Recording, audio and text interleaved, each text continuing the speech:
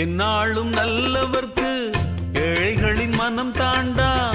பொன்னான வீடாகும் அதற்கு எது ஈடாகும். உண்டான செல்வம் எல்லாம் அன்றாடம் வரும் போகும்.